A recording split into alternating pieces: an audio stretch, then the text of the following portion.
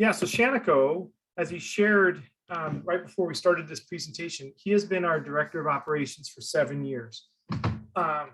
He's going to tell you more about his responsibilities, but unfortunately for Shaniko, one of the themes of our upcoming levy is going to be promises made, promises kept, and reductions that followed. Because as we all recall, back in April 2019, our levy passed on the second attempt. And I think there was an understanding that we needed to really contain costs. And so there's a little bit of history here, but in 2018, our state said the maximum levy rate, you can levy is $1.50. In the months that followed, school districts started giving feedback to the state saying, this cannot, this is impossible. And so the state allowed school districts to collect up to $2.50. Hockinson stayed at the $1.50. And that was, I think, a promise. And our school board felt it was very important to live by what was advertised. Unfortunately, though, we really did, we couldn't operate with that level of funding. And so we've had 3 consecutive years of budget reductions. And we reduced in the areas of reluctantly, right? Counseling, our school resource officer position was eliminated, at least for the time being. And we made a lot of reductions in Shaniko's department. And that included a grounds position and a part-time maintenance position. So really made his job extremely difficult. And he has continued onward, but it's tough because operations is one of those areas where it impacts everyone. And everybody has requests relating to operations, repairs, HVAC requests, we'd like our classroom hotter or colder. And then there really are a lot of necessary repairs or inspections. And so Shaniko's here tonight to acquaint us with some of the things that are part of his job. And Shaniko, I'll let you take it from here, and I'm going to advance the slides. Okay. So like Steve said, my name is Shaniko Ristau. I've been with the district for 7 years, and I've coached football, baseball, and I feel like I've been here forever, with my work. And it's not really work coaching because you love it so much, but I'm here all the time, I feel like. And Steve asked me to put this together tonight, kind of to give everybody a little idea of what we do and kind of the costs that are associated with what we do. And so basically we did have 3 grounds personnel. We reduced down to 2. We did have myself plus a maintenance person, and then that maintenance person, half of his job went to the high school kind of as a favor, but that half never came back. Then eventually we got rid of the other half. So that full-time position was eliminated, which kind of put all of it on myself and the leads and custodial staff at the schools to take care of everything that really popped up. And a lot of the stuff that we do is we can do it, we put out the fires and do as much as we can, but there are a lot of big ticket items that we cannot do. And those items are very expensive. And it seems over the years since I've been here, we've been working in a reactive state instead of proactive. So what we're doing is basically as soon as something jumps up, we put out that fire. And sometimes we can do it very quickly and cost effectively, but a lot of times it's very expensive. And it nickel and dimes you to death.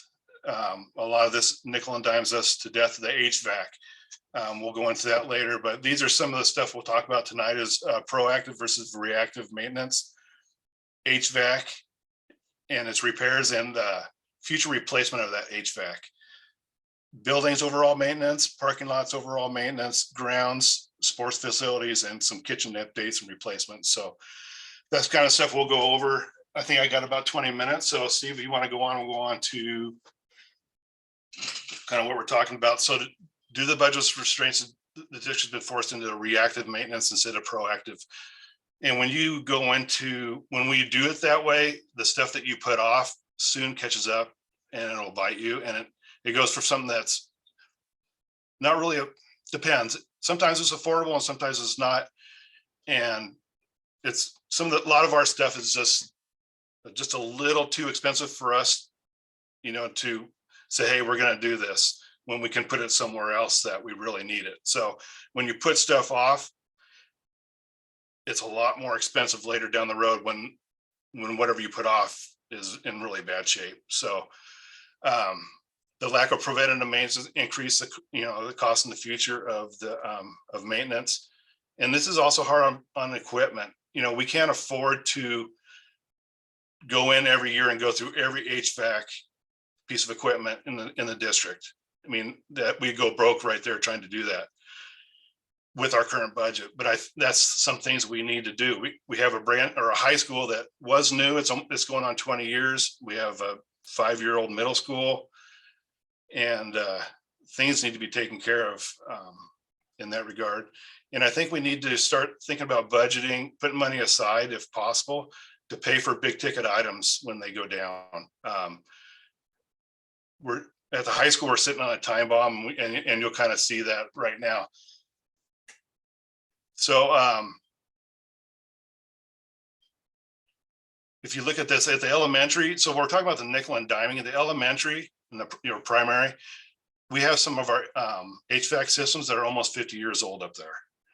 We do have some newer portables, and those are obviously our newest units, but we have up to, some of them are 50 years old, and they take a lot of little minor maintenance. But when you add that $1,000 or $2,000 every time he shows up to work on it, it adds up very quickly. At the high school, we're up to almost 20 years old on our equipment. We're way past what we have, the life of those units. And up to the elementary, we have a chiller system that has continuous repairs. We just dump money into this thing. It was purchased a long time ago. We just finally, I think we bought it on a bond or a levy, and we just finished paying it off.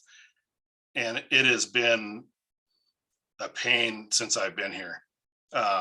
Between leaks in the water system that are underground that we had to dig up and fix, to many things that go on with the main unit. So this unit sits outside the west gym. You'll see it in the kind of like a brick area chain link. You'll see it steaming sometimes. That's just what it does. But this thing is it's been a money pit for the district. And it's something we need to look into in the future, replacing with something more efficient. It is just, and Steve knows it's killing us right now. And we really don't have the budget to do routine maintenance as needed. Like I was saying, go up on the roofs and go through every unit, wash everything out, wash all the fins out, get all the debris out. Like over here at the middle school here, we have all these poplar trees, and all that stuff blows all over. I mean, it looks like snow out here in the fall or in the spring when all that stuff drops down, and that gets into our HVAC, and you have to spend hours and hours to wash all that out. And it takes a lot of time, and with just me, there's no way I can do that. And even when we had the maintenance person, that was still more than what we can do on our, we have so much that comes up every day that needs addressed right now, that it'd really be nice to have an HVAC person on staff, maybe like an HVAC / electrician that would save us a ton of money. But that's something we have to look for in the future. So I looked at that. If you look at the bottom, it says a few of the things that we have on our list is replace a unit that feeds the East Gym up at the elementary. And right now, all it does is heat, and it doesn't provide any AC. And to fix that unit, that was $24,000. And then the time bomb part I was talking to you about before is the replacement of the rooftop units if they were to be placed at the high school. So those units, if you can see, are between average is $175,000 to $200,000 per unit. And we have 5 units on top of the high school. And there are also some smaller units as well. But that's what I was talking about. If we can put some money aside just to cover us if something like that to go down, because, when those things go down, obviously you have to replace the unit. You have to have a crane come in, they pick the unit, and then they, put the new one up there. So there's a lot of cost involved. So I think with it, as far as HVAC, it would be nice to set some money aside and have that ready just for that when it happens, because it's going to happen, and I think we're getting close. So here are some of the preventative maintenance needs that we can use in the district. All of our buildings need preventative maintenance right now. The big thing is a lot of our buildings are either block or brick, and those buildings need to be cleaned, and then they need to be sealed, put a sealer on, so that prevents the water from seeping in to the building. And to do this at all three buildings, except for the new middle school, so this is the elementary school, the district office, campus, community ed, and the high school, it's $176,472. And this is a bid that was done in 2018. So I guarantee it's a lot higher right now, just like everything else. And depending on whatever product they use, it should be done every 5 to 10 years. So I think that when we go out for bonds, we build schools and we think that we could they're good forever. And there's not a whole lot we have to do, but they are very expensive to own. And I mean, this is just one part of it, the ceiling. So, and I tried to put some pictures in there and I struggled and I couldn't do it, but I have pictures of over at the high school where water is intruding into the weight room, running down the walls when we get a windstorm and rainstorm. Also in the south hallway that goes up to the small gym, the water comes in there. And we do have some water that does come in and create some effervescence in the MPR on the back of the stage. So there are several areas there that need addressed as soon as possible. And the big thing when you get a water intrusion, it causes many problems, but if the water gets into the rebar that's in the building, then that rebar rusts and it will actually push the brick away from the building. And we did have that problem at the elementary school this year. And we had to replace a bunch of pilasters up there, and it was very expensive, but luckily the insurance covered that for us. But I think we need to do a better job of preventing that ourselves and taking that on and making sure it's done. So the high school definitely needs it right now. Elementary, we know it needs it.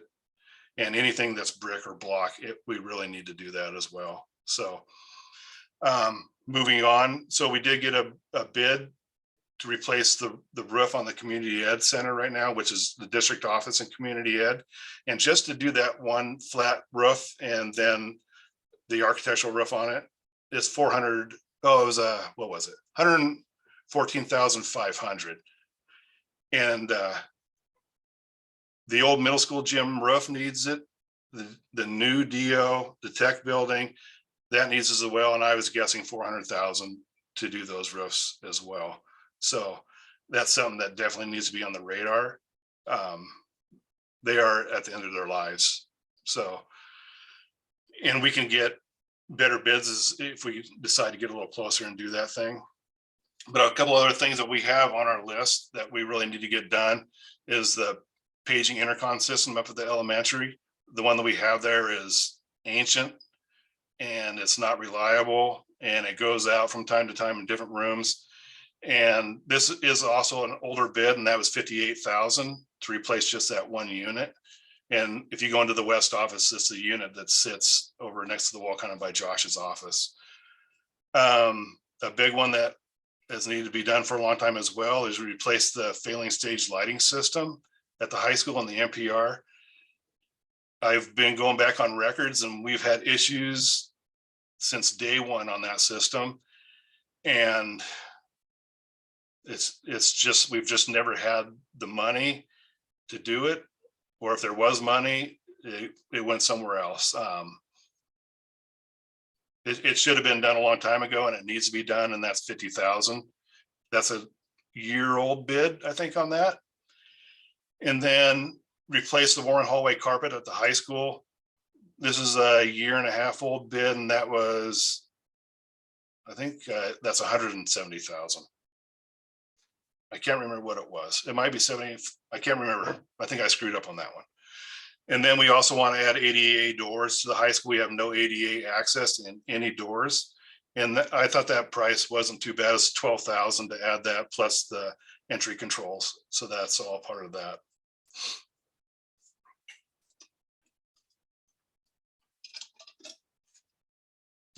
So parking lots is a big one.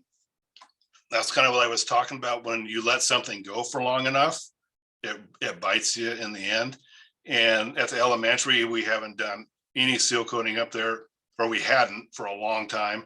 I did have the front done, but when it gets in that bad of a condition, either you repave or you put on a thicker rock layer, which, you know, you have to put more oil down, and it's very expensive. So we need to finish the other half of the elementary school. We need to do the community ed, district office, campus, and the high school parking lot needs to be done so we don't get, so that doesn't turn out to be like the elementary. I think we've done some work, preventative work, to try to slow down what's going on at the high school. We did our own crack sealing between myself, the grounds crew. We did that one day last summer, and it helped out a ton, but it's not cheap and it's very labor intensive, and the high school needs to be resealed. So when you do, that price also includes restriping of all those parking lots as well. So it's very expensive. So sports fields and facilities. So the running track at the high school is done. I have a letter from the track manufacturer. It is done. It is coming. It's coming up in places. The drainage system that they put in there around the edge of the track doesn't take all the water when we get our heavy rains, and the water backs up onto the track, and then that water gets underneath that rubberized membrane that's down. And we've had several places that have failed, and then we patch them back together, but it is done. The track is done.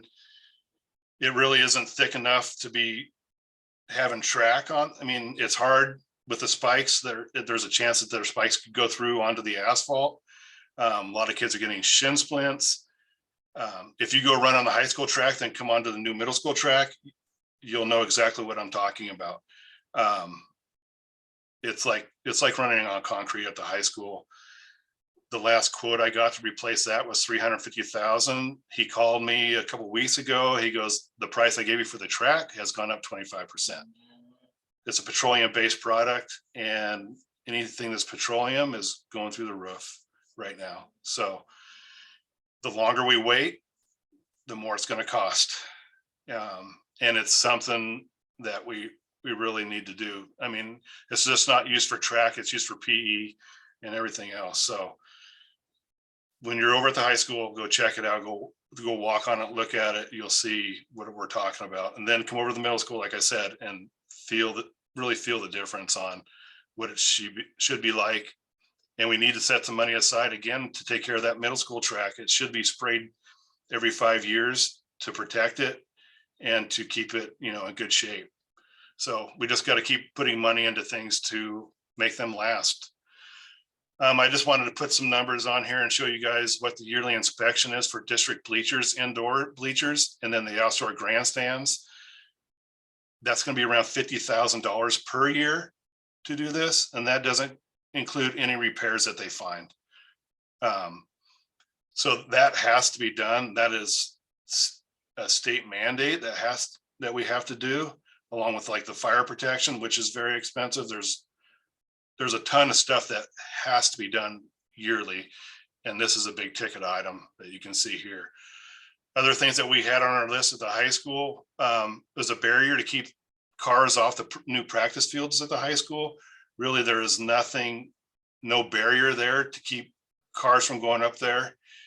And I think we've been super lucky not to have a 4x4 go up there and just wreak havoc on our fields.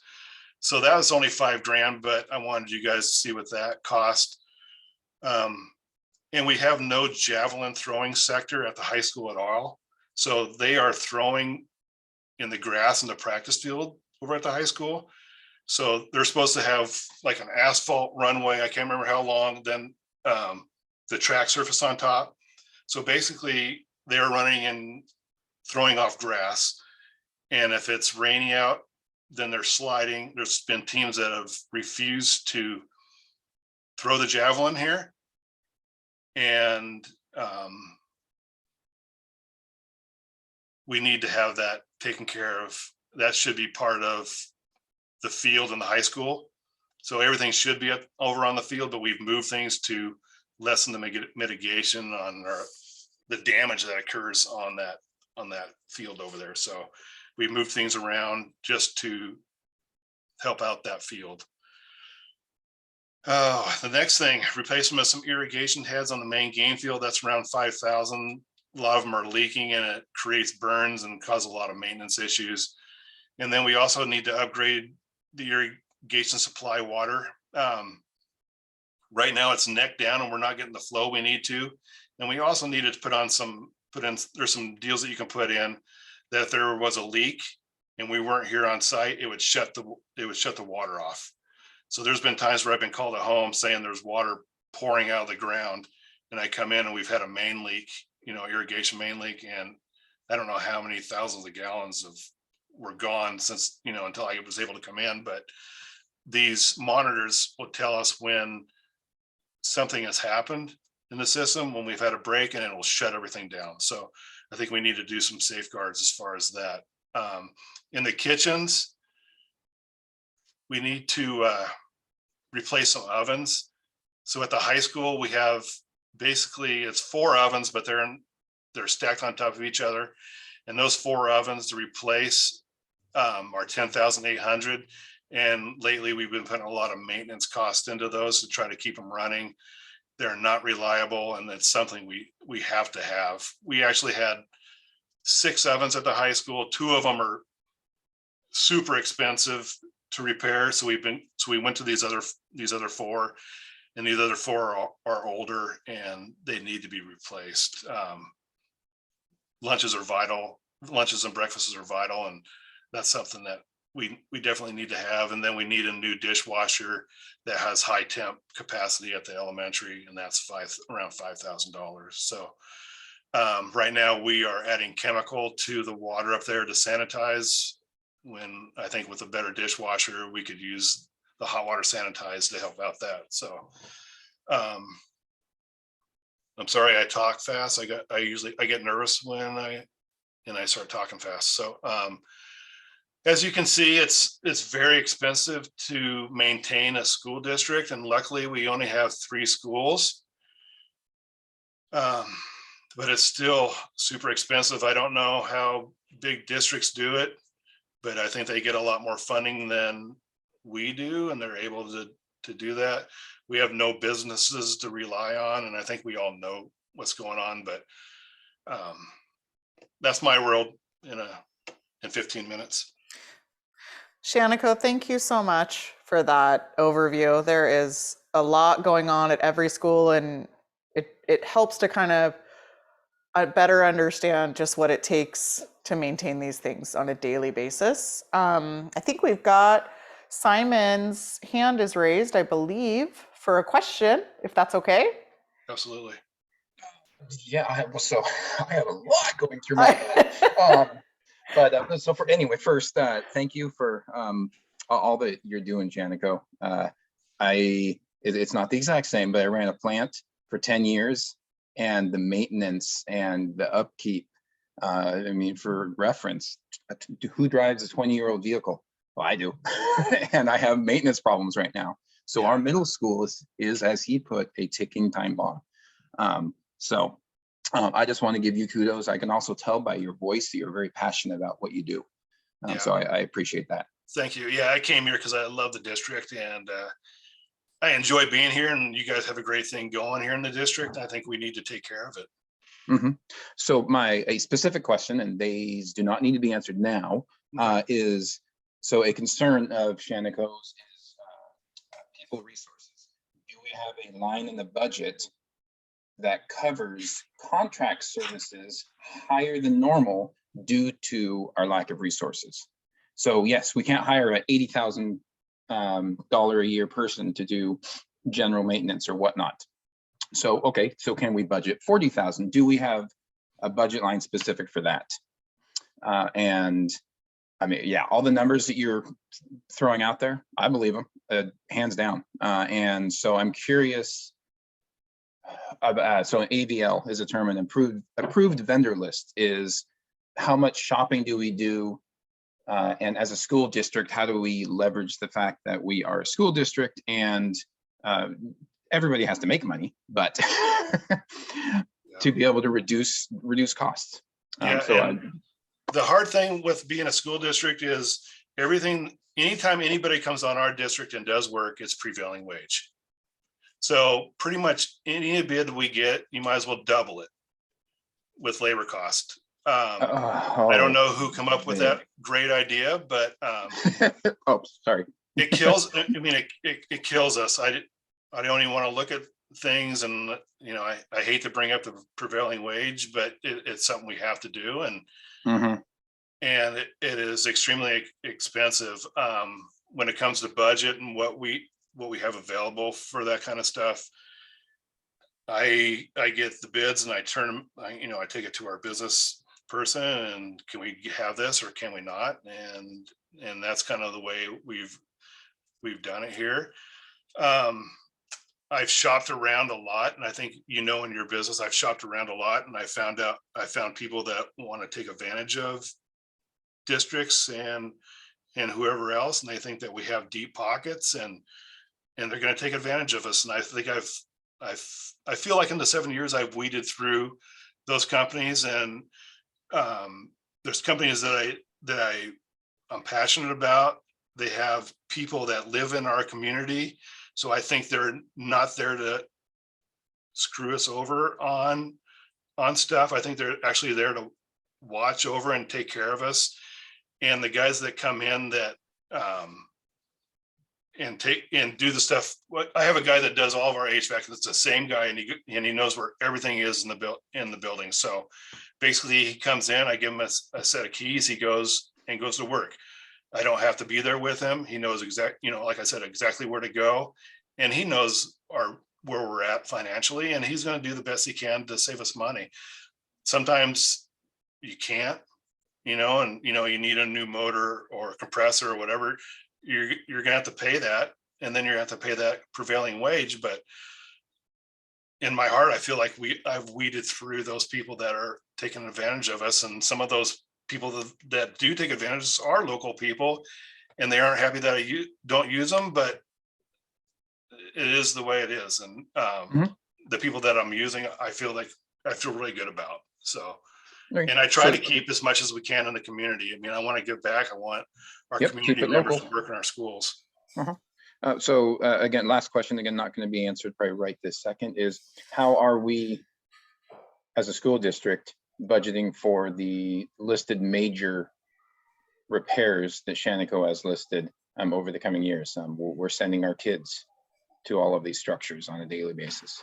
So at some point, I would like to see how the budget supports these needs over the next 2 to 4 years. For sure. I think that somebody else will answer that question for you, but I definitely think we need to address that. Thank you, Simon. Thank you. Megan, I'll give you the floor quickly, and then any other questions I think we will present. We'll email or we'll do it offline. Go ahead, Megan. Awesome. This is kind of tying on to what Simon said. My question would be probably more to Steve than Shaniko, but it sounds like L is for learning, B is for building. So my question would be, from what Shaniko just mentioned, it seems in a pretty exhaustive list. And I would wonder what, if any, will be resolved with any money that could be used from the levy dollars. Like maybe the theater lighting could be for learning. I'm trying to think of what could qualify as levy money. And then if there is a plan for the school district to ask for a bond to address, because I know we tried to do the track thing or the football field thing a few years ago. That was a whole thing. So I'm just wondering if the school district has a plan for a bond. And I think that would be really good for us to know for when people start asking about, well, if I vote for the levy, am I also going to have the bond coming up too? So that's my question. Good questions, Megan, and I'll touch on them briefly. It might be good for me to collect some other questions, Marissa, pretty fast. I know Sarah has a hand raised. Could I write that one down as well? Sure. My question was just quickly going to be similar to Megan. With the upcoming levy, what funds or what % of funds would be designated to everything that was just presented? This is a lot. And then second, knowing we're not going to get everything on the list necessarily covered at once, how do you prioritize? Like, what's the order of events?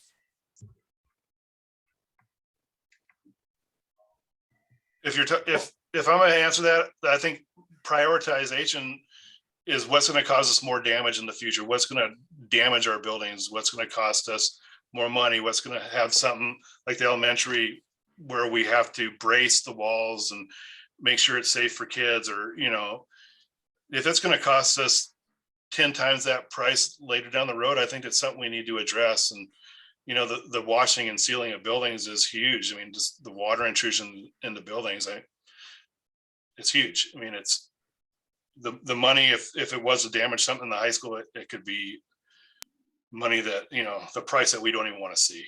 It could be scary.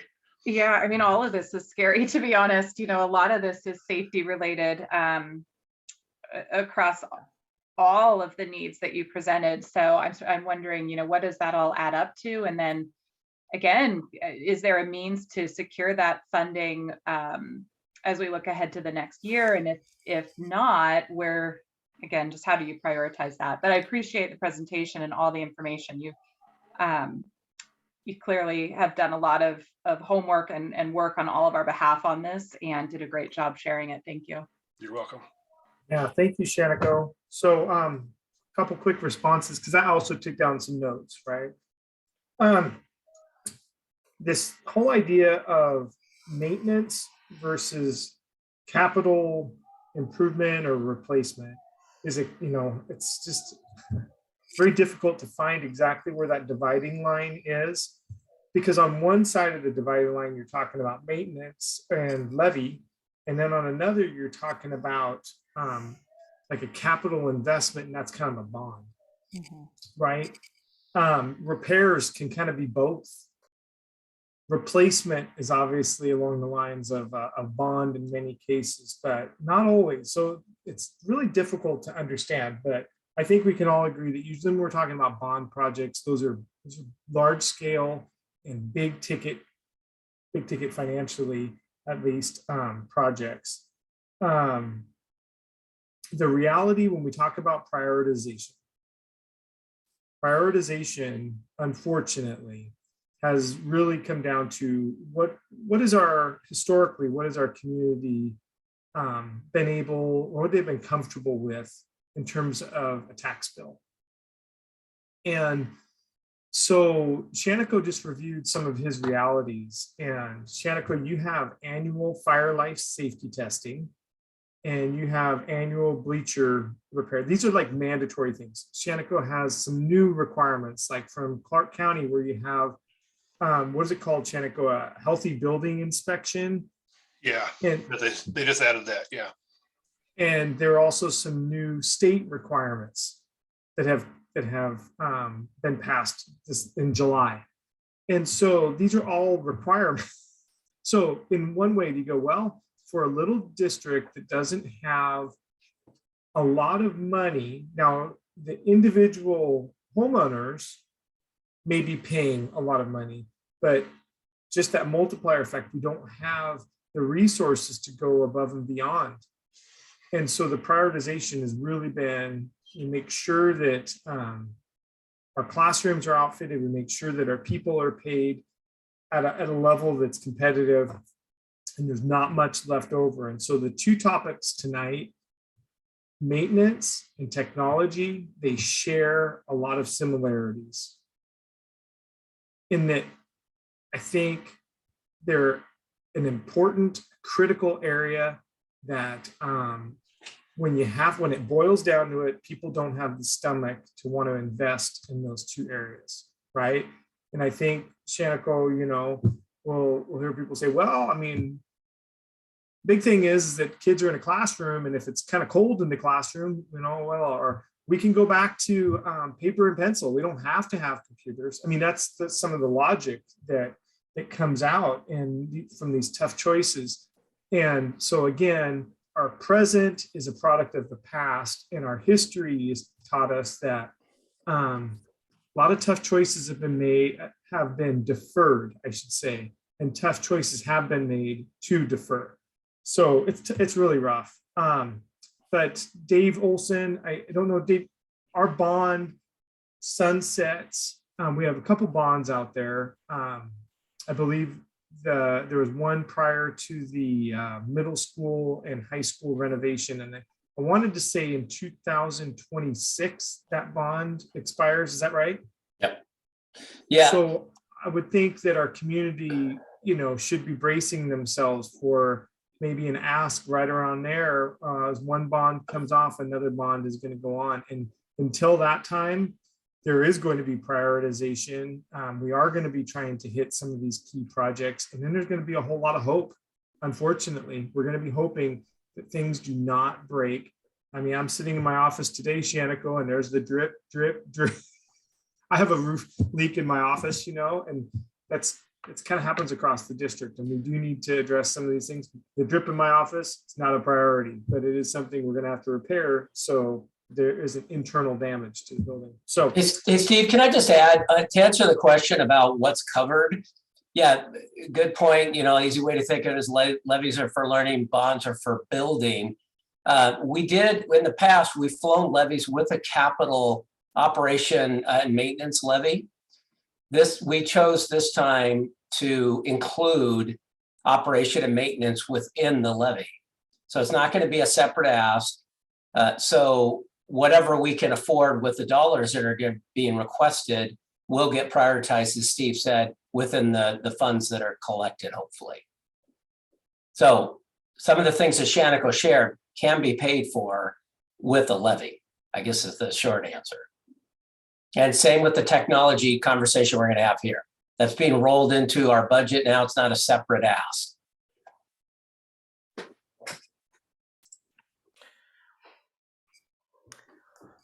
Thank you, Dave.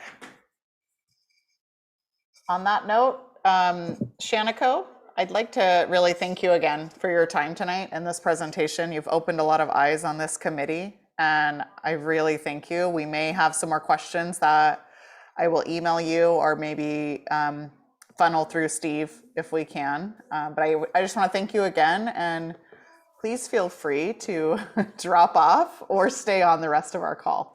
That's your choice. I really thank you. Guys. Thank you guys very much. And if you have any questions, feel free to get a hold of me and I'll answer those for you. Like Steve said, there is a lot of stuff that's not on that list that we have to do every year, and they all cost. So yeah, feel free to get a hold of me anytime, and I appreciate it. Thank you. Have a good evening, Shaniko. Well, I appreciate it, Shaniko. Thanks for the presentation and then for the work every day. Thank you, guys. Steve, all right, so we're going to shift technology. into technology. Do we have a few members that are in the lobby? If you have a minute, you can add them to panelists, please. I think you are also co-host. Let me see. So you can bring them in, but I'll bring them in. We have Dr. Shu and Tim. Thank you.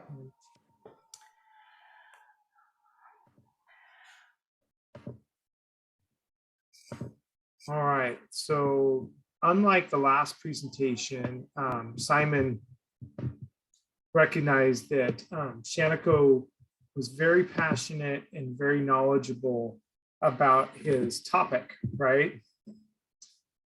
I am not on this one, but I knew it was really important because we only have a Citizens Advisory Committee meeting once a month. And so I decided to move forward with this.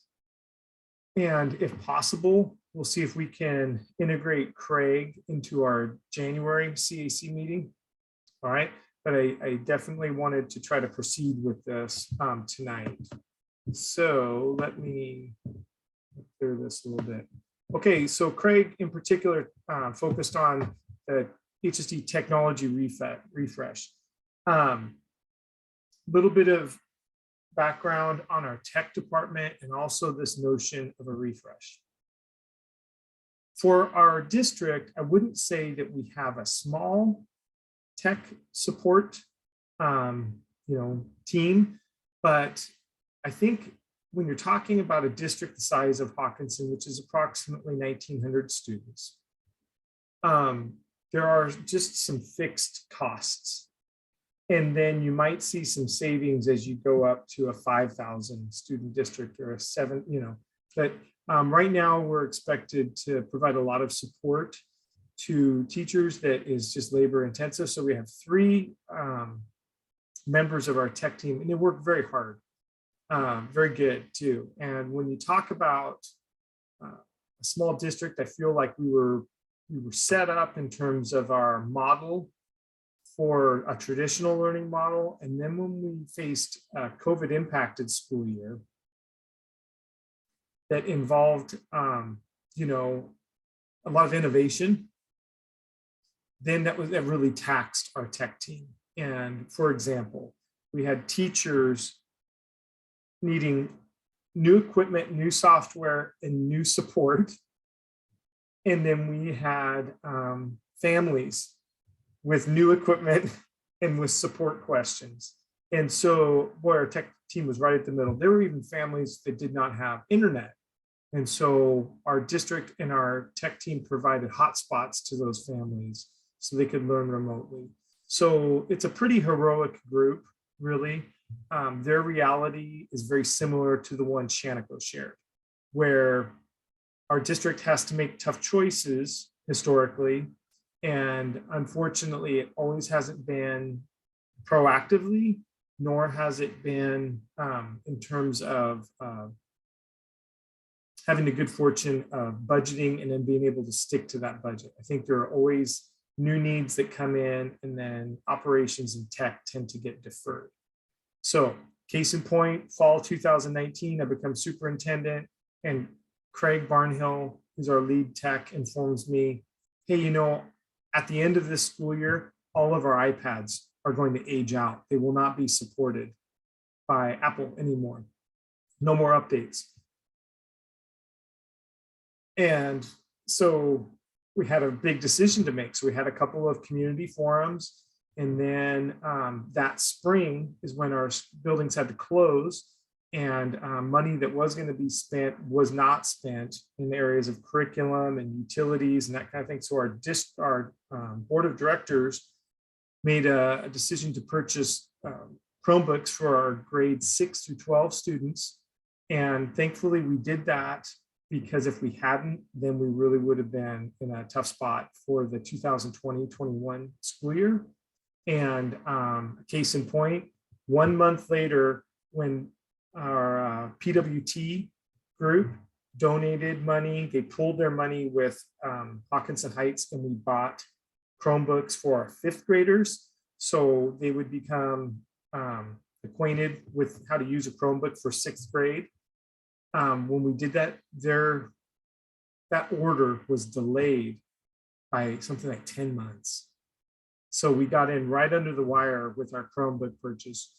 Now, the postscript to that story is now we need to, as Simon was talking about, now we need to start budgeting to replace those Chromebooks as they age out, and not allocate that money elsewhere in the meantime. All right. So let's see. So Craig he's written here, well, there are a couple different components when we're talking about instructional technology. Ed tech. And if you go into a classroom, you'll usually see a suite of stuff. There's going to be a desktop computer, and then there's going to be a ceiling mounted projector in most cases. There's going to be a doc cam. And if you're not familiar with the doc cam, you have a piece of paper, and then it would display the surface of that paper onto a screen. And then there's a voice amplification system. So a teacher has a microphone because there's in some cases they're talking, for 7 hours a day. And this is easier on their voice, and it can really help with students who are hard of hearing. And then also just in general, it can create a different environment. Research has shown that when a teacher talks at a normal voice rather than yelling to try to raise their voice, creates a different learning environment. Then we're also talking about computers, and those are the computers for our office administrators and our building administrators, right? Our principals and assistant principals, and then also in many cases nurses or whomever. So you have everyone has not everybody, but many employees have desktop computer. Then we have Chromebooks. We have one-to-one devices for grades 5 through 12. And then what we did for grades 1 through 4 is we have a cart of 30 or 25 for 2 classrooms. And so those teachers cooperate with the use of that technology.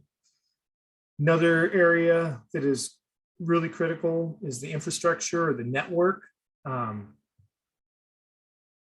Craig has done a lot of work in this area. When we're talking about Wi-Fi, for instance, during remote learning, there were some hotspots installed in our buildings so people who needed to access Wi-Fi could come in the parking lots, access our Wi-Fi.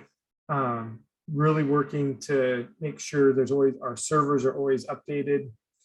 And then trying to stick to a 6-year replacement cycle for a lot of these items.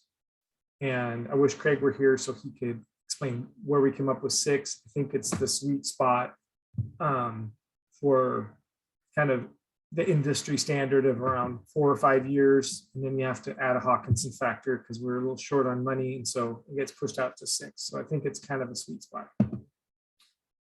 As we talked about, whenever we're going to do a swap out of the ed tech systems in the classrooms, there are these components. So it's not just one, it's not just 2, it's usually about 4 things. In the last, I talked about the first 3.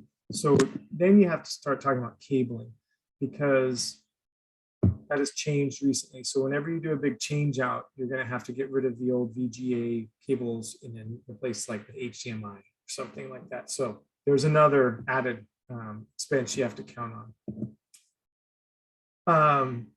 Some of the computers, now, this is a really interesting phenomenon because the one-to-one devices that we're going to be talking about have impacted this. I think we can all remember when we were younger, I shouldn't say we all, but my generation, there'd be like an Apple IIe, would get wheeled into your classroom for the day and say, all right, we get to play Oregon Trail.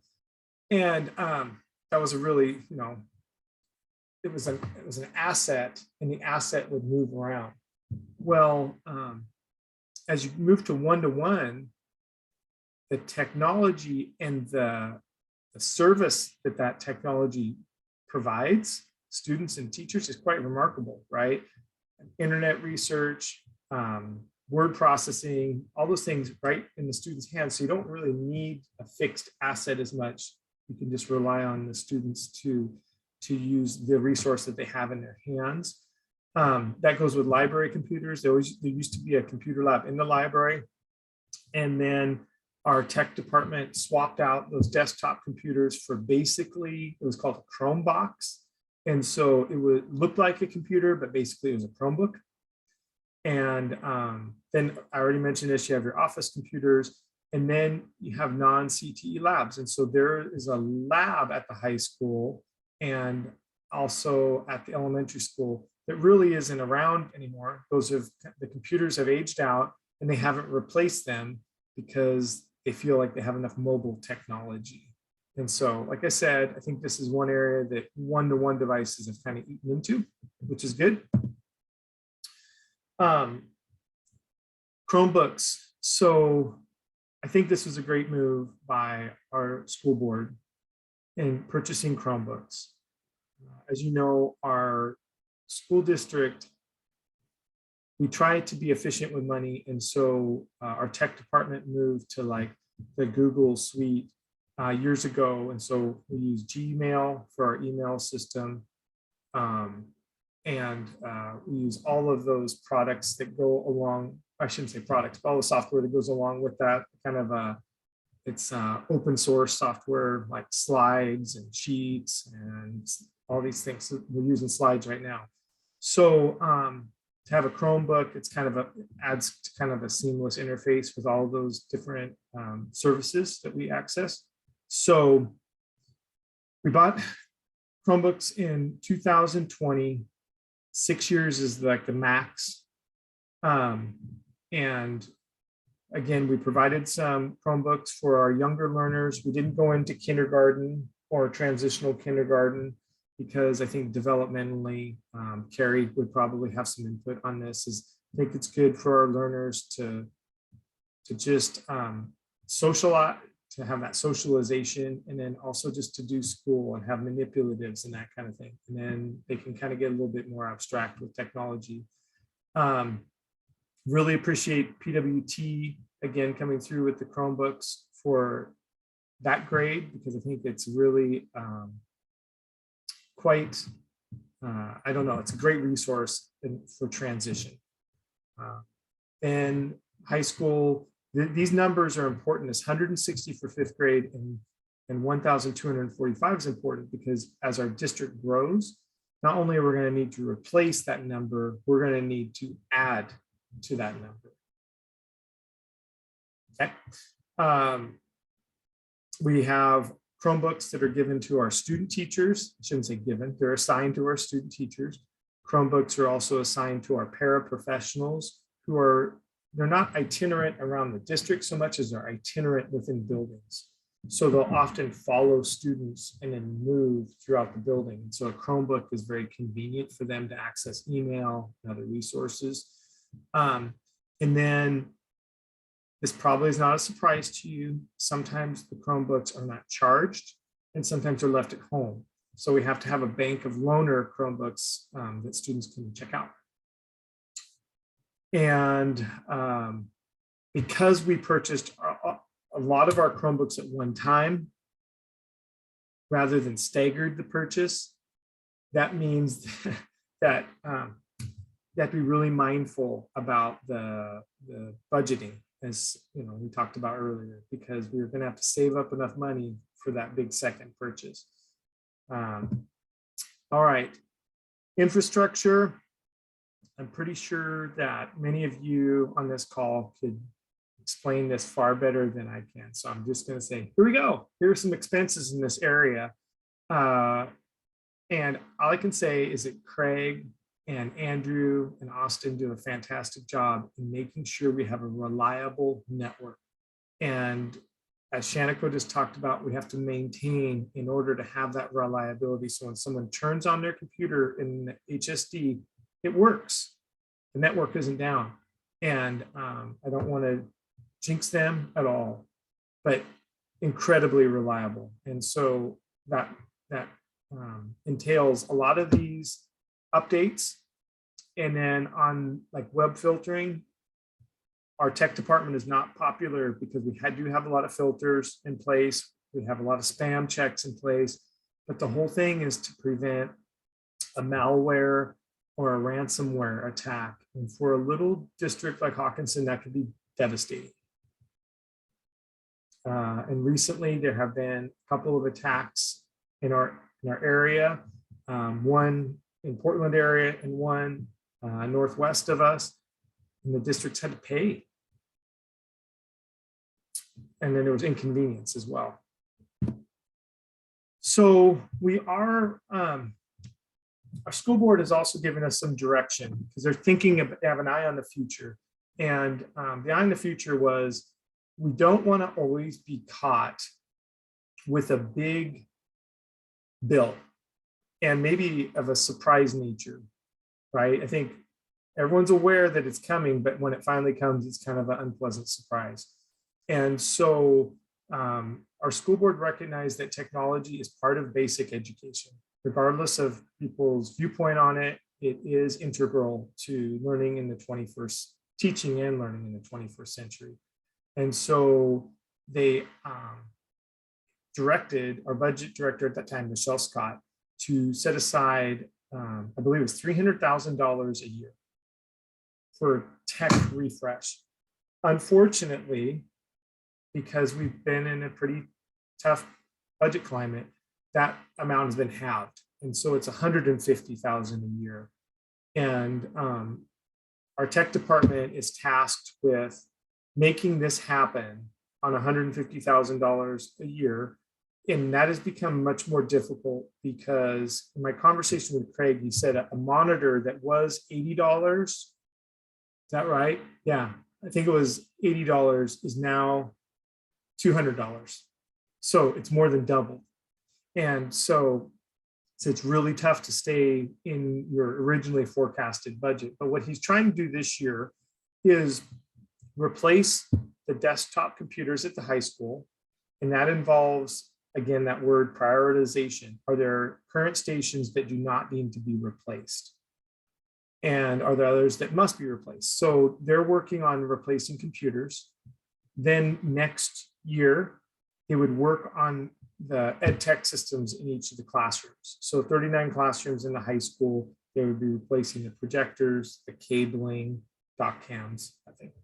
Then we would move to the elementary school, computers, ed tech systems. And then by that time, I know it's hard to believe, but by that time, the technology at the middle school will be closing in on 9 years old, and then they'll begin that replacement. The technology at the high school is currently a decade old and is becoming, we're in the process of it becoming 11 years old because it was bought at a strange time of year. So really have squeezed every bit of value out of our technology possible. Here are some of the, I think, estimates as to what they're thinking this is going to cost us. Sorry. Let me move this.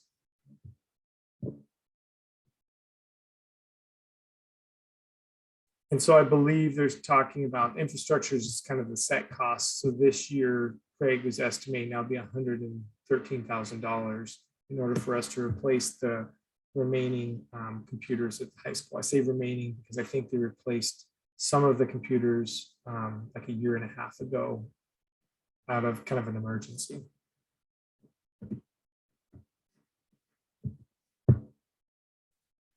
And then we're going to have a Chromebook cliff. So we're basically thinking that enough money needs to be set aside. The original estimate was somewhere around 700,000. Then it jumped to 800,000. And now it's looking like more like $1 million. And that's because Chromebook costs are increasing. A Chromebook used to be a pretty low cost, this is like 2 years ago, $220. And then you had to add some additional functionality to it. So it came up to like $250, and you get it engraved for inventory purposes, and all of a sudden it'd be $280 a unit. Well, now the Chromebooks are like $350 a unit, and then you add those costs onto there. So now the Chromebook is more like $450 a unit once you do all these upgrades, kind of, I guess you call it. And so it gets really expensive. Now, I'm going to be honest, with and without Chromebooks, I think I'm trying to figure out what he's talking about there. 526. And so this is something that I'll have to ask Craig about. Maybe if we can get him in January, he can explain. But again, I think we're really looking at saving around $1 million to do the replacement in the 26 school year. So I think that's just kind of one glimpse of our technology situation. And again, I'm gonna have to write down your questions so I can get you answers via our tech guys who have expertise in this area. That's what I was going to suggest, Steve, in interest of time and letting the right person get the right question, maybe, and digest it. So if we've got any questions, if we could type them in the chat, and Steve and I'll share them with Craig, and then maybe we can have him, if he's got availability in January, or if we've got interest, in having him come join us.